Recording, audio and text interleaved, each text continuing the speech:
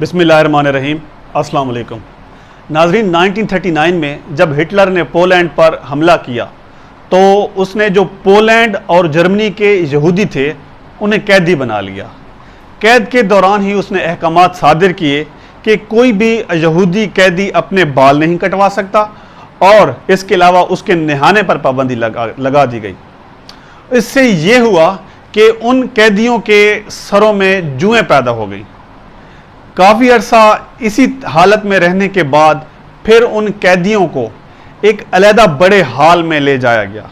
उस हॉल में ले जाने के बाद उन्हें एक एक करके बुलाया जाता और उनके उस्तरे से बाल काटे जाते और उन्हें यह कहा जाता कि आपको वन बाय वन एक एक करके नहलाने के लिए ले जा रहे हैं, जबकि ऐसा बिल्कुल भी नहीं था, बल्कि उन्हें एक ऐसी इंसिनरेटर मशीन में डाल दिया जाता जहां पर वो उनका केमिकल बन जाता, उन कैदियों का, उन यहूदी कैदियों का केमिकल बन जाता था, क्योंकि उनके साथ कुछ मजीद किस्म के केमिकल्स भी मिक्स कर दिए जाते और फिर उन लाशों को, फिर उन वो जो केमिकल बनी लाशें थी उन्हें फसलों में बहा दिया जाता। और इंसानी तारीख में ये पहली मर्तबा ऐसा हुआ था कि हिटलर ने उन बालों से अपने लिए एक कालीन बनवाया और इंसानी तारीख में बालों से बना ये पहला कालीन था।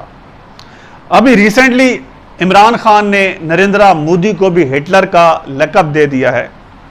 इतनी लंबी तमहीद बांधने का मकसद ये था कि मैं आप साथियों से, दोस्तों से पूछना चाहता हूँ कि इसराइल जो इंडिया का बहुत प्यारा साथी है, ऐसे में अगर नरेंद्र मोदी को हिटलर का खिताब मिल जाता है तो क्या वो अब इंडिया का साथ दे सकता है?